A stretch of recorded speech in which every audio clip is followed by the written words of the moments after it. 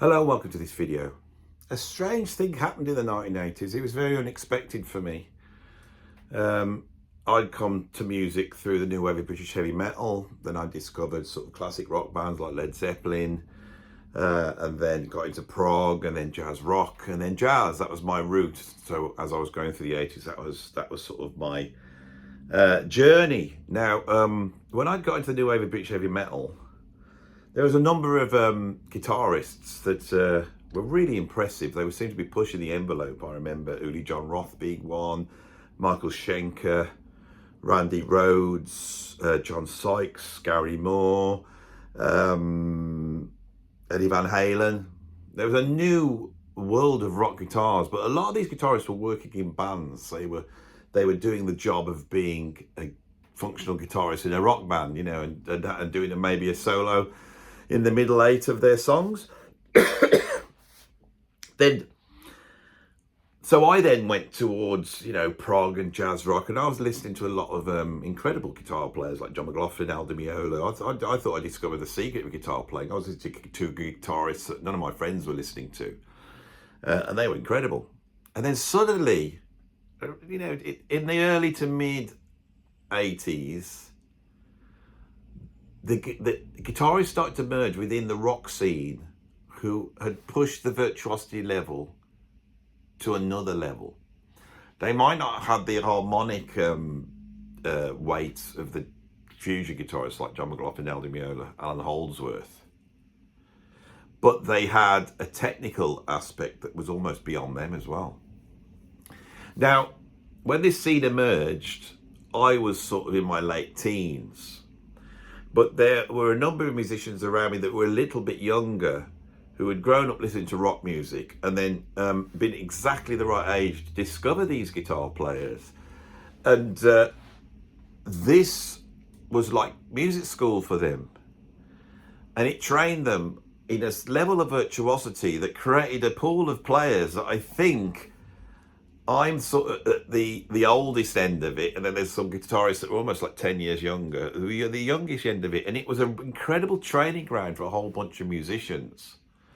And I think there's probably a generation of musicians that have ended up as session players or playing in bands or playing in you know, pop music ensembles, maybe signed rock bands, who had actually had their upbringing with these 80s shred guitarists. Now, one of those people was my late brother-in-law, Grant. And Grant sadly died just before Christmas, and I inherited his record collection. And I've been going through it, and it tells the story of this era of 80s shred guitarists, something which I haven't discussed on this channel that much, but was also, as I said, very influential on me. And when I look through the albums, I thought, let's pick 10 albums out of his collection that sort of tell the story of the 80s shred guitarists. How it started out and where it ended. So I've actually picked 10 albums that used to belong to my late brother-in-law Grant, who was a very, very fine guitarist. We were all very upset that he died just before Christmas. And I hope this will, you know, I hope he's looking down on this video, you know, because this is the whole important, you know, is that I had the albums passed on to me. And these always mean something, don't they? Records mean something. This would have been Grant's, you know, life. This is here. Well, you know, this is what made him who he was in a way. Right, so we've got 10 albums.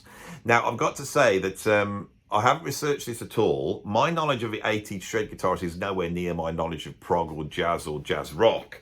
And there's one guy on here I don't really know at all, but I will say what I think rather than just going up and looking on Wikipedia, because I'm sure we can all do that. And it gives you a chance to go, well, can't believe you don't know this guy, Andy, you should check him out or whatever. Anyway, the first album I've got, which is the earliest, these are all in chronological order, is this little one here, Flexible. And look at that, the original Flexible. Not the one with the droopy guitar, but the one with the awful graphic design. Isn't that truly awful but wonderful at the same time? Look at the sort of photocopied cutout of this hand pulling this awfully illustrated heart. It's like looks like a pair of pants that's been pulled. And then Flexible spelt wrong, so it's Flex-able. And I think we've got two sides on this album, Flex, which is sort of the more commercially side, I suppose, and then the Able side, which is showing off his guitar playing a little bit more, I suppose. And that's been written in a sort of Fender style, and then you got this sort of very proggy Steve Vai, you know, with this sort of line running through it, which looks a little bit like that conjoining snakes thing. It's all very symbolic. On the background we have the ubiquitous triangle, the all-seeing eye, right, and the number 7, which is like the special number in the Vai world, which I believe is because he was born on the 6th of the 6th, 1960. And so everyone used to say that he was in league with the devil because of this. So he decided to make the number 7 his special number.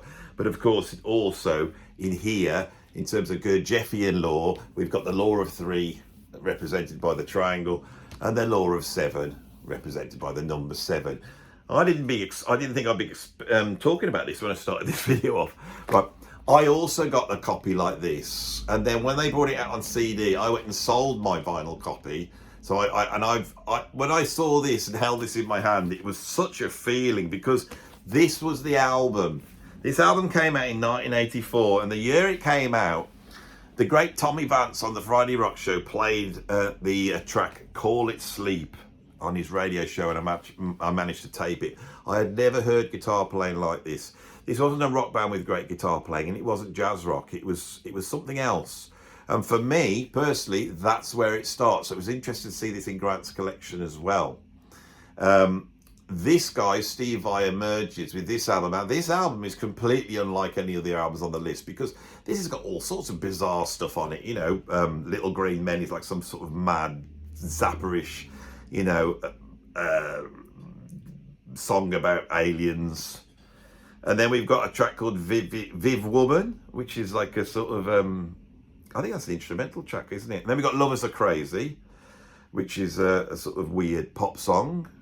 Then we got Salamanders in the Sun, which is a very Zappa-esque composition. And then you got the Boy Girl song, which is a sort of really cheesy pop song, where you got a boy and a girl arguing with each other. So it's not that side. It's not that guitar-y, is it? When you go on side 2, you've got then the Attitude song, which almost it sets the standard of this, what we're going to see on all these records. You know, sort of the rock guitar instrumental virtuoso show-off track, and Vai does it brilliant on here. Then we've got the aforementioned Call It Sleep, and then there's an epic which is called Junkie, which is fantastic. It's got incredible stuff on, and then we go into some weird stuff, Billy's Private Parts, Next Stop Earth, and then there's Something Dead Here, which almost is like this weird Music Concrete ending to Junkie. That was the album for me, but this wasn't the only guy. There was another guy that emerged at the same time of this, and it was this guy, Yngwie Malmsteen. These early albums are absolutely incredible.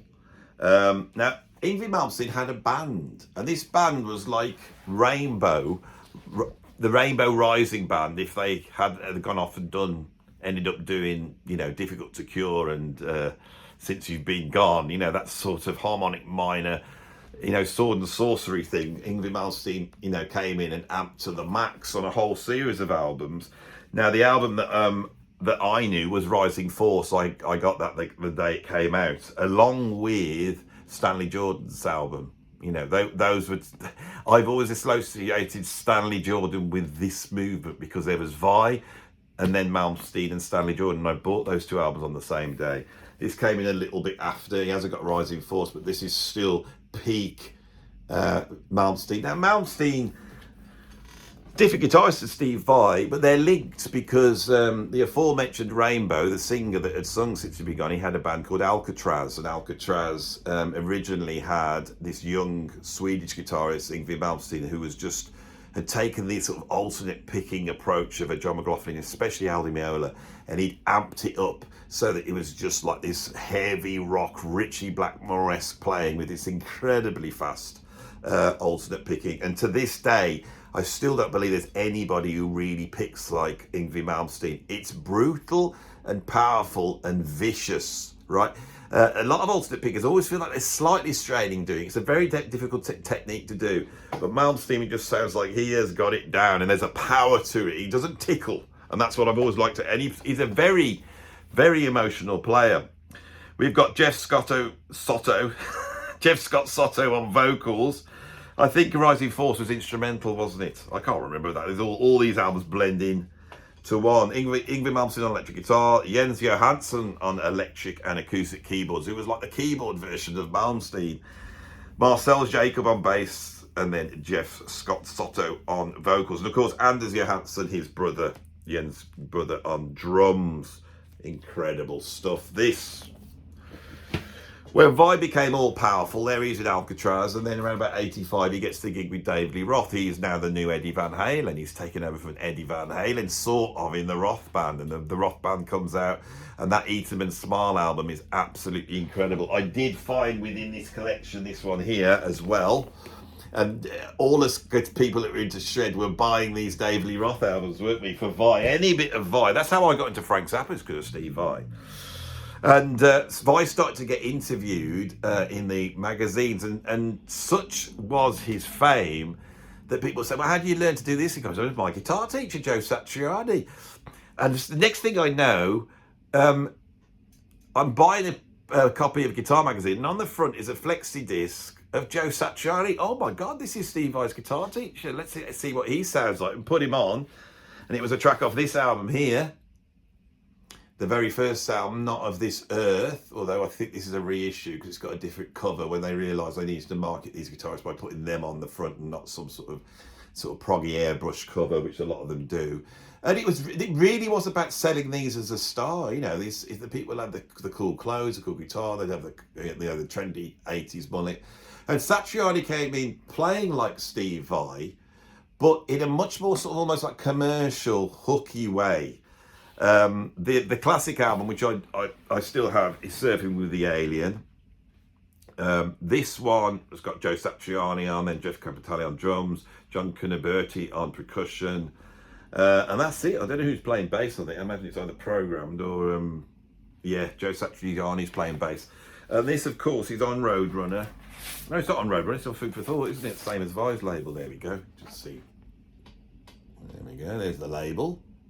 There, and these was a pretty cheap affair. A lot of these albums at this point, they were being put together in the studio under quite frugal circumstances. There's not even a drummer on Surfing with the Alien, I think, except on a couple of the tracks. It's all drum machine. So Satriani originally, emerges because he's basically Steve Vai's guitar teacher. I used to play in a progressive rock band, Frost, and our keyboard player, Jem Godfrey, actually got grabbed by Mike Keneally to play on one of the G3 tours, so he had to play keyboards for Vai and Joe Satriani. And I think Vai's audience is a lot stranger than Satriani's audience. Satriani's audience is a lot more conservative and straight down the line. And Jem said that he heard that Vai was chatting to Joe and they were having dinner, and he goes, my audience is a lot stranger than yours, isn't it? They're really strange compared to yours, Joe. And Joe turned around to Steve and I said, yes, have you never listened to your music? I prefer Vai. But I've seen Joe Satriani live a number of times, and he's one of those guitarists who sings a song. He's an incredible player. He was actually taught originally by Lenny Tristano, who was part of the sort of third wave post-bebop jazz school. Very interesting. And I think Lenny Tristano really taught him all the theory and everything, but taught him to be himself, and I think that's what you hear. But I think Satriani perhaps has more jazz vocabulary than Steve Vai. Very important in terms of introducing this sort of modal playing to this sort of shred world. A couple of years later, when is this? When he was really at a peak and he got no more budgets, he brought this album, and I did get this album. I no longer have a copy of it, so it's nice to get a copy of it again. It's this one. Trying to think what year this is. I would say this is about 86 to 88, something like that. I can't find a date on here. This is 1989, of course. So this is the same time that Steve Vai is bringing out his Passion of Warfare album. This is the peak.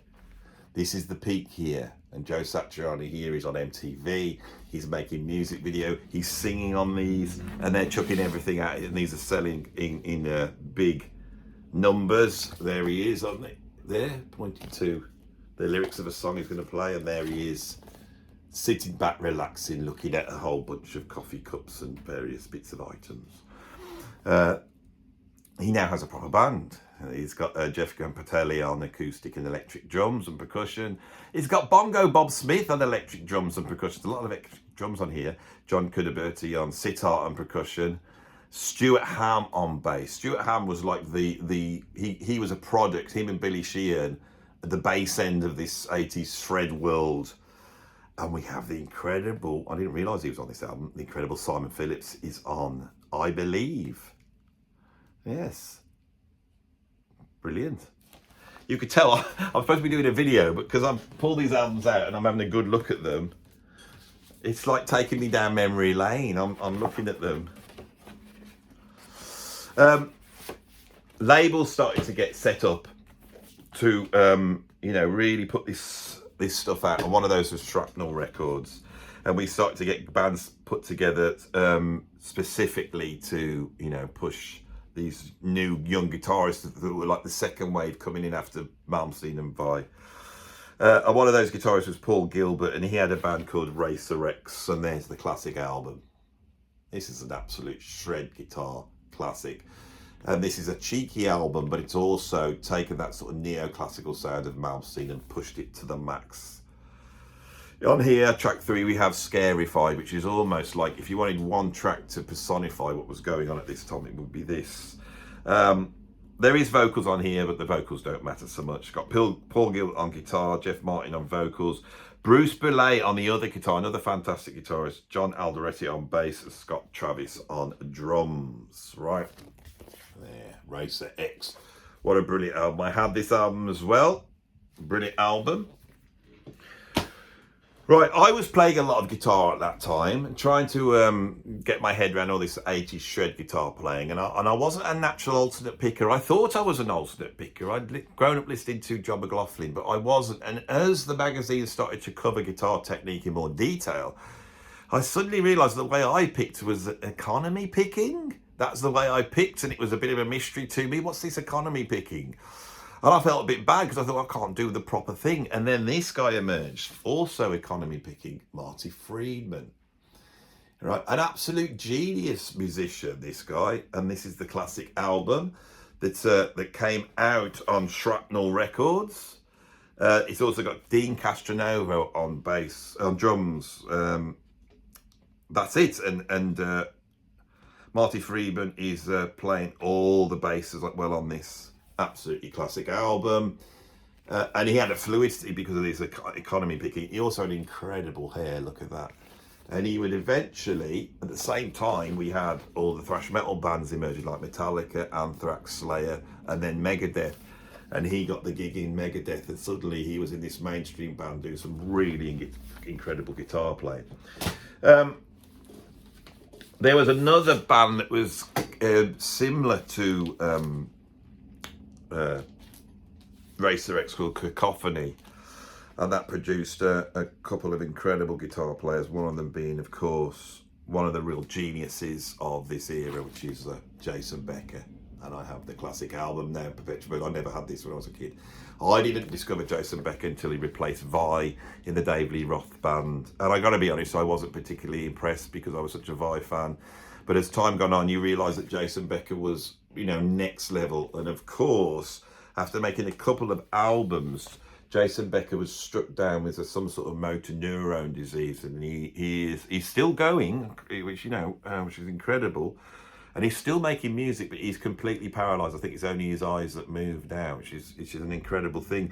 At the time, we all felt that it was because he just pushed his chops so far out. It had almost like created this inability to play. It was a very strange story that sits within this shred guitar thing. On drums on here, we have Atma Anar, who also played drums with Greg Howe. I do have the Greg Howe album. Greg Howe was another guitarist who was a little bit closer to jazz fusion, so I had that album. I didn't get rid of it. Yes, we got Marty Friedman. Was Marty Friedman, was he Cacophony, was he? I don't know. Like I said, I don't know this stuff so well. And then Jason Becker, I'm trying to talk about a guy, I haven't really listened to this guy though, but I know, I've checked him out. I know that this was one of the great players of that era. We're back to down to the final four now. Towards the end of that decade, we see these people really becoming mainstream. This is Odyssey by Yngwie Malmsteen.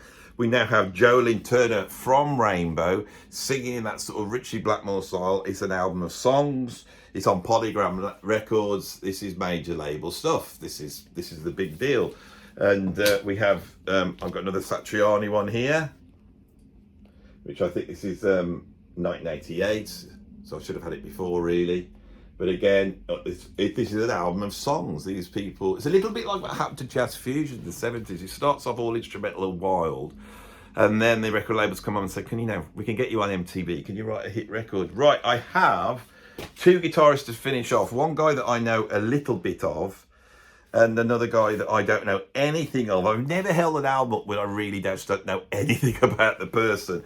But I thought I should. So what we have here are the next generation that were coming in right at the end of the 80s, early 90s. And I'm going to talk about them. But one fantastic guy that was really pulling from jazz rock and jazz fusion, you see this movement starting to move over to jazz rock fusion, is Chris Poland, who would also play guitar in Megadeth. This guy is an excellent jazz fusion guitarist, still around doing some really incredible stuff. I don't know who the lineup is on here, I can't see it. Oh, here we go. It tells me where the drums were recorded, but it doesn't tell me who. I think, it's just Chris Poland on guitar, and then obviously his drummer, who's called Mark Poland. What label is this on? Is this, yeah, this is on Roadrunner Records, another label that came out. So Chris Poland, I've listened to him now, and he is now like a jazz fusion guitarist, like Greg Howe. Absolutely incredible. And then the last album I got on the list is by a guitarist that I just don't know anything about at all. Let's see what we can work out off this album. And I'm sure the view that are fans will be shouting, how can you not know this, Andy? So forged in the what looks like Mount Doom, we have David T. Chastain with Within the Heat. This is on Leviathan Records, which is a Roadrunner subsidiary. He looks very Marty Friedman. Look at that hair. You have to have the big hair. You have to have the red leather trousers, and then you have to have some sort of a modern looking guitar. It's got Dave Harbour on bass and Ken Mary on drums. I don't know anything about this guy. There's nobody on here that I've heard of. I don't know the label. There's nothing I know. This is 1989, and they're signing up people like this. But you know what happened then, and it's really interesting going through this record collection, is I pulled two albums out. There's quite a few of these. When I started off this video, because I always like to have sort of a shape to my videos, and start off in a certain place and end in a certain place. When I came in, I was listening to a whole bunch of guitarists that sort of to preempt this: Randy Rhoads, Eddie Van Halen, Michael Schenker, and Gary Moore. Now, Gary Moore and John Sykes, they were two shredders, and Gary Moore was shredding like this right back in the mid-70s. His early albums were like Back on the Streets, so it was a punning mix of sort of jazz rock fusion and then almost like Thin Lizzy type rock. And Parisian Walkways, is almost like the precursor to all this. So Gary Moore was really important. And albums like, Corridors of Power, Vixen and Future, I loved because he was such a shredder. Then, the great Gary Moore, in the early 90s, I'll tell you what year, because I don't know, in 1990, yeah, the year after that Dave T. Chastain album, Gary Moore brought this album out, and it seemed to change everybody. It was this one here.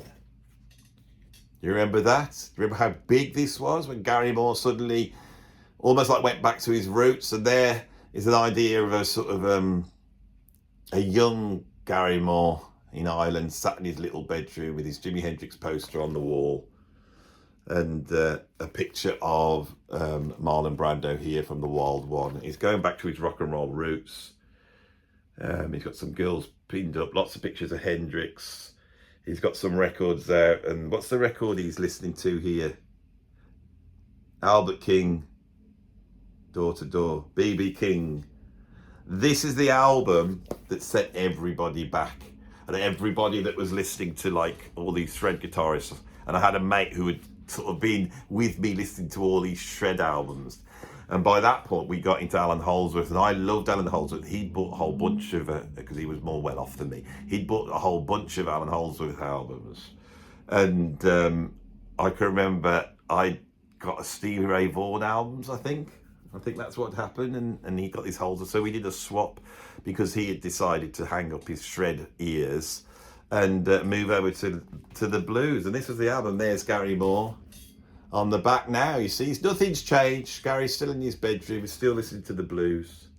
He's half eating his hamburger here. I like these. I like this when you got all this stuff on. And he there is looking down at the Beano album by John Mayall with Eric Clapton on, which is one of the most important guitar albums in history. What else has he got down there? Some more. He's got, Albert King, another John Mayall album. He's really gone back to his roots. He's got a can of Budweiser, some strings. He's got that's it. He's in a hotel somewhere. The music's taken him all over. What an album this was. This is a very important album. Conservative, backwards looking nonetheless, but it was the case, right? Let's have a look at this. I didn't expect to talk about this one so much, but look at it. It's quite interesting. It's produced by Gary Moore and Ian Taylor. It's got a string section on here. You would expect that on a Gary Moore album. And that's been conducted by Don Airey, who was the keyboardist in Rainbow. He's now playing with Deep Purple. But Don Airey's a fusion guy. These are fusion players. The players on here that I know, well, he does a version of Pretty Woman with Albert King on guitar. And these guys are still alive at this point, right? And so they got a third injection of success after the sort of Clapton Hendrix thing. They then get a third injection, people like Buddy Guy, because people like Steve Ray Vaughan and all these guys are now coming out on this blues boom that's happening in the early 90s. And they're getting that sort of kick. We got Bob Daisley on bass, Brian Downey on drums. What a drummer Brian Downey is. Anybody else I know on here? Yeah, Nick Pentelo, I've worked with him. I think he played sax with Wizard, and he played on the Quill album I played on. Fascinating stuff. And then the last album I want to show you was, like I said, then Robert Cray came out. Steve Ray Vaughan was the man, really. Here in the UK, there was a whole bunch of sort of young, white blues guitarists with cheekbones emerged, really in the style of Johnny Lang. We had people like Ainsley Lister and the Nimmo Brothers, and there was a group called the Hamsters, and there was a guitarist called Ian Parker, and I ended up getting the gig with Ian Parker, and I stayed with him for 2 years in the early 2000s, really exploring this sort of blues world. And I also did a few gigs with Ainsley Lister. I even played with Joanne Shaw Taylor a couple of times.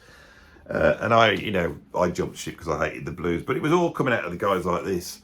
Jeff Healey. Now, Jeff Healey died relatively young, as did Steve Ray Vaughan. Their legacy has not held on. But this guy was something else, a blind guitar player, played the guitar on his lap. Incredible performer. He used to stand up and stumble around the stage and then fall over.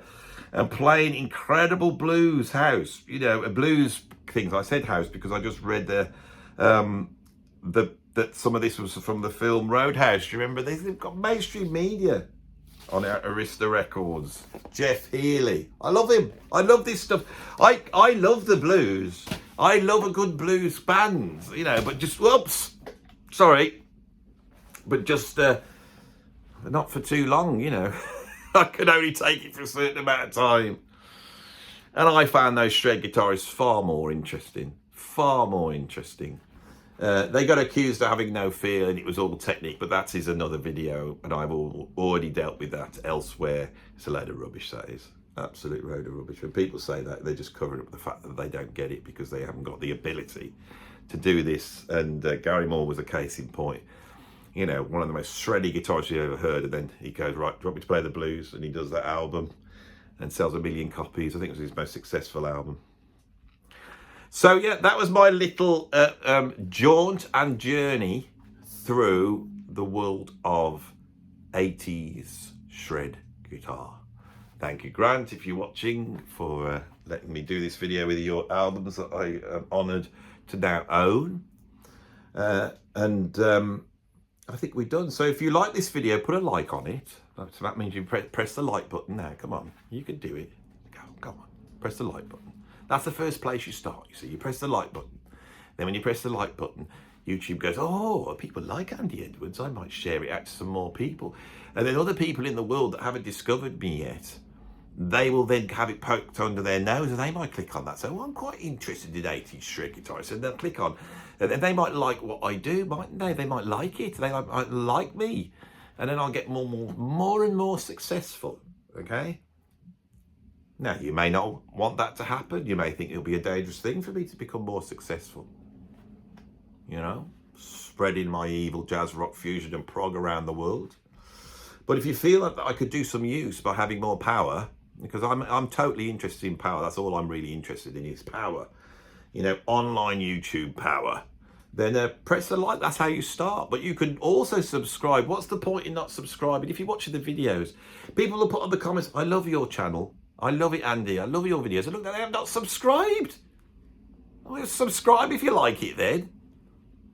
If you want to support me financially, because I am now doing this full time, believe it or not, then you could support me financially by becoming a patron. Now, you get stuff when you become one of my patrons. It says tons of stuff.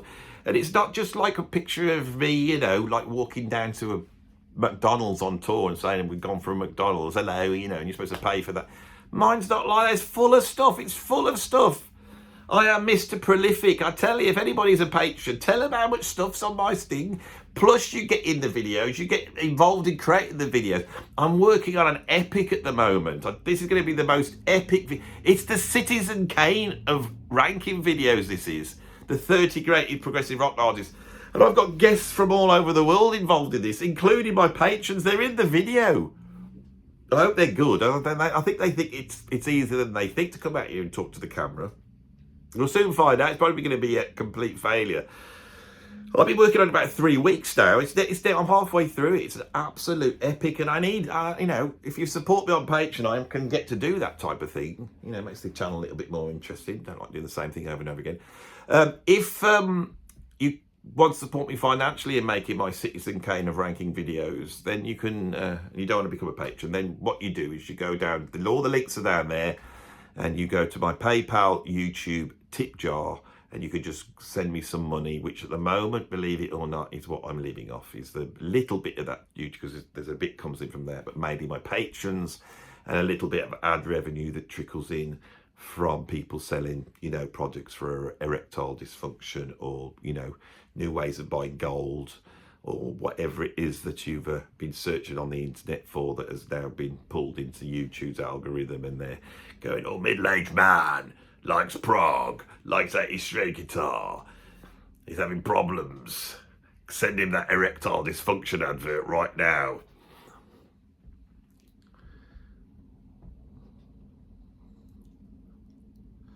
Yep, I'm at the end of the video, aren't I? I wandered off then. Because I'm not in my garage. The reason I'm not in my garage because it's really early. Well, it's not now, but I've been shooting videos. I've got a lot on.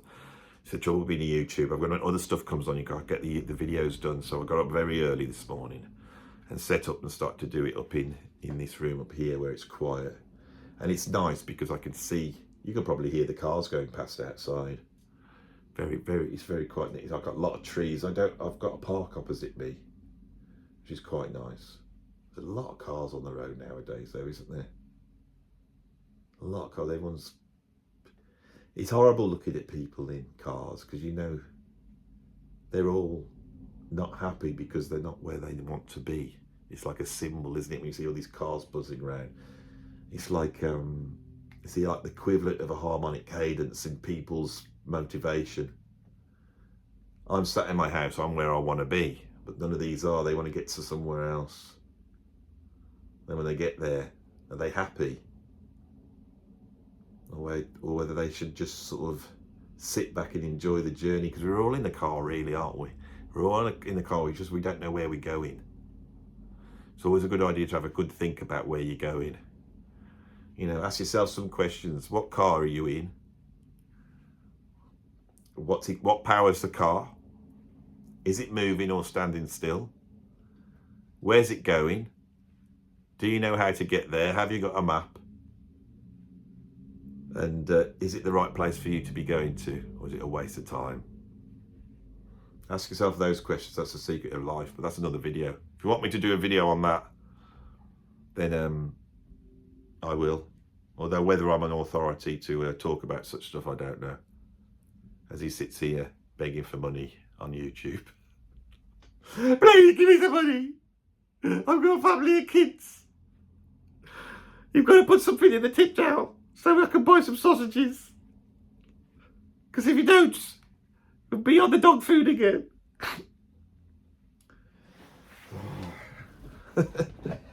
I've done nearly 800 videos, you know, and I've had to sell my Patreon and my PayPal tip jar so many times now that in itself is becoming a sort of more abstracted and yet more honest in its surrealness. As you sit here in the YouTube domain of homelessness with your cap, busking about 80s rock metal guitar players, hoping that someone will drop a few pennies into your cap that's lying on the floor in front of you. But it's a digital one called the YouTube PayPal tip jar. That's like my digital cap. I've got a real cap here. Look, I'll show you.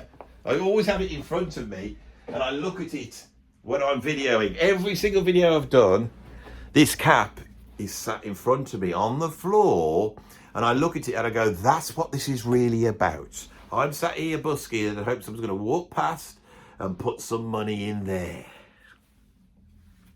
Every now and then you might see me wearing the cap. I put it on as a jaunty angle, actually. Oh, I'm looking pretty cool at that. A cap like this has all sorts of different looks. There's the that's like the Norman Wisdom look, quite comedic. You can get away with a sort of EMF. Oh no, that's more Benny Hill, isn't it? And I could look French. All out of this cap. Brilliant stuff. And I gave you that for free. All that at the end, that entertainment, all that hat work. You know, because I'm a skilled YouTuber, I know what I'm doing, you know. I can utilize hats. You give me a hat and I can pull all the artistic worth out of that hat for you. At the drop of a hat. Shall we finish there? Because I'm just talking rubbish. The finger of finality is about to press the button on the thing. I wish you could see the finger come up like that, you know, and actually go, but you can't, it's over at the side. See you all.